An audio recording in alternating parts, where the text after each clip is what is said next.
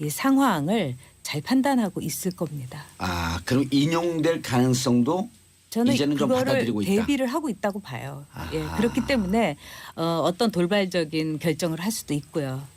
아마 제가 보기에는 이제 박근혜 대통령의 정치 스타일이 능동태가 아니라 수동태거든요. 예. 그리고 무엇을 견디거나 무엇을 이제 당하는 그런 어떤 그 모습이라든가 그런 정치적 행태에 대해서는 아마 세계 최고의 정치인일 거예요. 그렇기 때문에 견디겠다. 또 이것을 돌파하겠다 이러면서 나름대로 정치적인 결의를 다지고 있을 거라고 생각합니다. 지금 기각된다고 생각하고 있겠죠? 그렇지는 않을 거예요.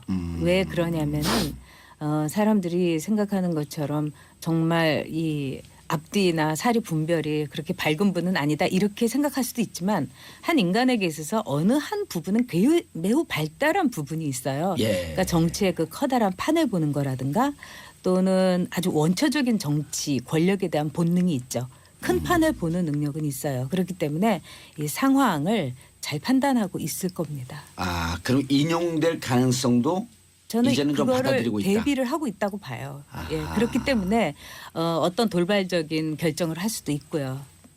돌발적인 결정이라니. 지금 이제 정치적인 어떤 잦은 사태라든가 예. 이런 카드도 아마 끝까지 만지작거리고 있을 거라고 봐요. 그러면 더 혼란스러워지지 않나요? 그건 상관없죠 본인한테. 왜냐하면 본인은 정치적인 정말 그 호모 폴리티쿠스이기 때문에 정치적인 또는 권력을 갖고 있지 않는 한은 나 박근혜는 존재 이유가 없다 이렇게 생각하고 있을 테니까요. 호모 폴리티쿠스라고 하는 것은 정치적 인간이다. 그렇죠. 정치에 특화된 인간이다. 그렇죠. 근데 네. 그 정치적 멘탈리티, 네. 멘탈. 네. 전 의원님하고 박근혜 대통령 누가 더 강한 것 같아요? 아, 그건 박근혜 대통령이 강하죠. 아우, 전 의원님이 그 정도면 어마어마하게 저는 권력 강한 의지가 건데. 없어요. 그러니까 여기서 우리가 이렇게 둘이 마주보고 있잖아요. 로맨스 의지가 강하시잖아요. 그게 아니죠. 있으면 국회에 있었겠죠. 예. 모든 것을 다 받아들여 가면서. 최명기 원장님. 네. 아, 최명기. 아우, 죄송합니다. 최명기 원장님. 네.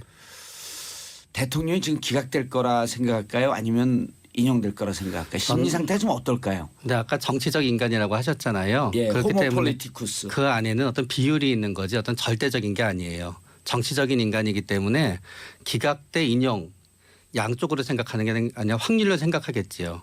그렇기 때문에 기각될 확률을 완전히 마음속에서 버리진 않았을 거예요. 그러나 인용될 확률도 상당수는 있다고 생각하면서 거기에 있어서 유리한 조건과 불리한 조건으로 계속 생각은 하시되 남한테 그거를 갖다 이렇게 드러내진 않고 있으실 거예요.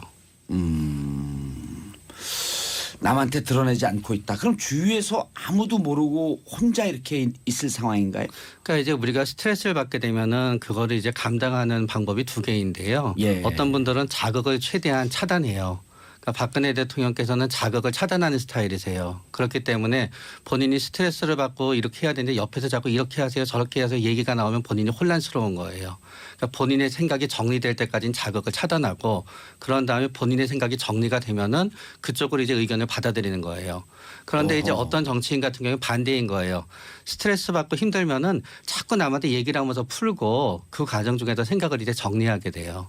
그러나 이제 박근혜 대통령 같은 경우에는 그래서는 현재로서는 아직까지는 본인의 생각이 정리가 되는 단계이기 때문에 제 생각에는 혼자서 이 부분에 대해서 방송도 보고 그러거나 그게 아니면은 진짜 필요하고 요번에 충성심을 갖다 확인한 변호사 한두 분 정도 이렇게 같이 있지 이렇게 많은 자극을 접하거나 그러진 않을 거예요. 어떻게 생각하세요? 네, 굉장히 아니, 들여다보고 계신 것 같아요. 네, 아주 옳은 그리고 예. 분석을 아주 정확하게 하셨다고 보는데요.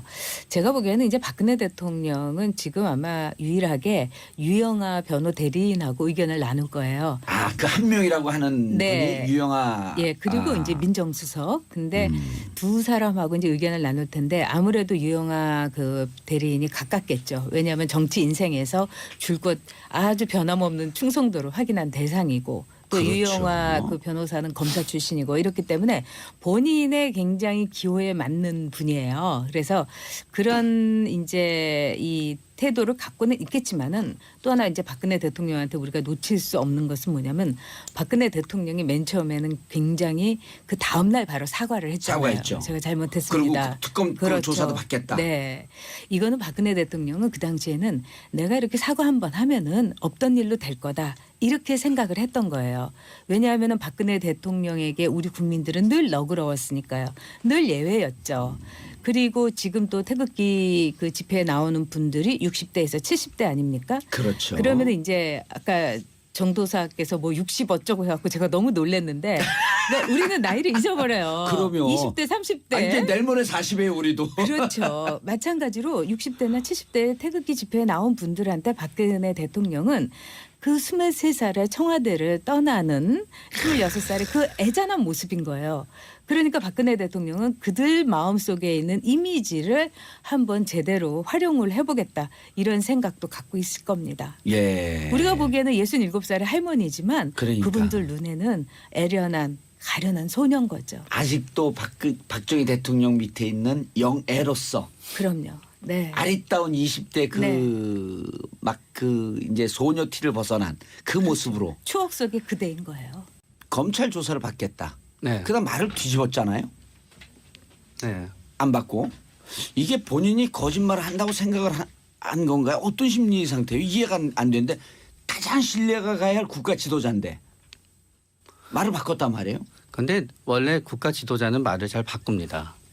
우리는 이제 국가 지도자한테 말을 갖다 잘 바꾸지 않기를 기대하는 심리가 있지만 사실은 생각해 보면은 뭐 굳이 이름을 거론하진 않겠지만 우리나라 최초의 대통령 하셨던 분도 그 절대로 서울을 지키겠다고 하고 말을 바꾸고 지키지 않으셨던 적도 있으시고요. 예. 사실 모든 정치 지도자는 말을 바꾸고요. 바꿔 말하면은 말을 바꾸지 않으면은 정치 지도자가 될 때까지 오가지 못합니다. 그래요? 네, 모든 정치 지도자는 말을 바꾸지만 문제는 뭔가 하면은 말을 바꿈에도 불구하고 말을 바꾸는 거에 대한 명분을 갖다 잘 만들어서 그 말을 바꾼 거를 갖다 오히려 국민들이 결단이라고 받아들이게끔 하는 거. 어쩔 수 없었다고 용서받게 하는 재주가 있어야지 그게 정치 지도자가 되는 거거든요. 그런데 이제 말을 바꾸게 된 거는 뭔가 하면은 만약에 그 검찰 조사가 본인의 무혐의를 갖다 증명할 수 있는 검찰 조사였다면 당연히 받았을 겁니다. 예. 그러나 문제는 이제 조건이 바뀌었다는 거지요. 그런 점에서 만약에 이거는 그게 올바르다는 뜻이 아니라요. 만약에 박근혜 대통령의 입장에서 이렇게 탄핵이 가결될 수 있다는 것까지 예상을 했다 그랬으면은 아마 그때 최순실에 대해서 존재를 인정하지 않았을 겁니다. 그렇기 때문에 박근혜 대통령의 어떤 그 변호인단 입장에서는 가장 후회가 되는 첫 번째 부분이 아마 최순실과의 관계를 인정했었던 부분이었을 거예요. 예. 인정 안 했으면은 현재도 법리 논쟁으로 갈 수 있는데 인정하면서 상당히 어려움에 빠졌거든요. 아, 탄핵 선고 이후 아까 어느 부분에 대단히 강한 호모 폴리티쿠스라고 표현하셨단 말이에요. 네. 그러면은 탄핵 기각됐을 때, 네. 탄핵 특히 인용됐을 때의 대응 이런 것도 머릿속에 있을까요? 그렇겠죠. 그거밖에 생각하고 있지 않지 않을까요? 지금 상태로선. 그래서 기각과 이제 인용에 대해서 예. 이 나름대로 자신이 이제 정치를 해온 그 경험과 또는 정치를 해도 제가 느꼈던 건 매우 원초적 본능으로 정치를 했어요. 그 자신의 직관으로. 예. 그렇기 때문에 그것을 총동원해 갖고 결론을 아마 분명히 내렸을 겁니다. 그렇기 때문에 저는 그 결론에 따라서 지금 나름대로의 시나리오를 확실하게 전 짜고 있다고 생각이 들어요. 예를 들었고 인용이 됐다 치면 어떻게 대응을 할까요? 아마 인용에 대해서는 지금쯤은 거의 생각을 하지 않을 겁니다. 왜 그러냐면은 탄핵 대리인단이 헌재 법정에서 했던 것을 보면은 예. 아마 본인도 아마 느끼지 않았겠습니까? 왜냐하면 인용에 대해서 가능성이 높다고 생각하기 때문에 헌재가 어떤 선고를 하더라도 불복해야 된다. 시민 불복종 운동이라는 이름 아래서 이 무대에도 올라간 법률 변호 대리인 이건 상상할 수 없는 거거든요. 예. 그렇기 때문에 이제 본인은 여러 가지 정보를 차곡차곡 이제 나름대로 쌓아 올리면서 그 반대의 경우 인용의 경우에 대비를 확실하게 하고 있겠죠. 그러기 위해서는 이미 우리가 한번 여론을 띄워보는 거가 정치에서는 굉장히 유효하지 않습니까? 예. 개각을 할 때라든가 이미 러브레터에 대해서 답장을 보냈거든요. 그것도 한 달 만에. 그렇죠. 왜냐하면 사람이 러브레터를 쓴다는 것은 다음 날 읽어보면 도저히 못 보내는 거거든요. 그리고 답장도 마찬가지예요.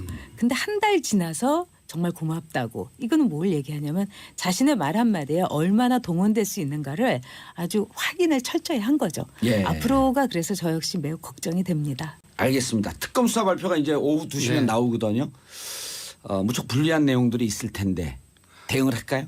별로 신경 안 쓸 겁니다. 왜냐하게 되면 특검 수사 내용은 뭐 여러 가지 내용이 있고 보다가 보면은 이제 대통령께서 보시기에는 좀 짜증나는 내용도 예, 많긴 하겠지만 예. 결국 중요한 거는 인용이나 기각이냐입니다. 만약에 기각이 되면은 그때부터는 이 특검 수사 상관없이 본인은 앞으로 몇 달 동안 본인의 대통령직을 수행하면 되는 거기다 아무 문제도 안 되는 거고요. 예. 인용이 되게 되면은 그때는 문제가 되는 거기 때문에 현재로서는 모든 신경은 인용이냐 기각이냐에 전부 가 있지 특검 수사는 아무것도 아닙니다. 지금 현재 입장에서 그 내용은. 예.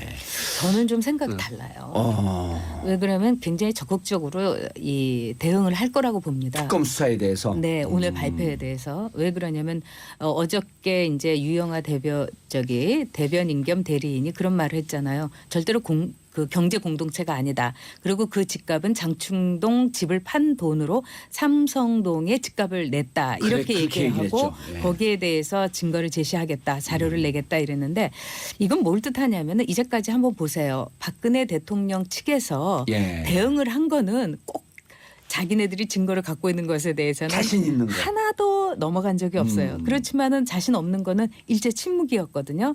그렇기 때문에 이 집값 문제를 가지고는 아마 치열하게 대응을 할 겁니다.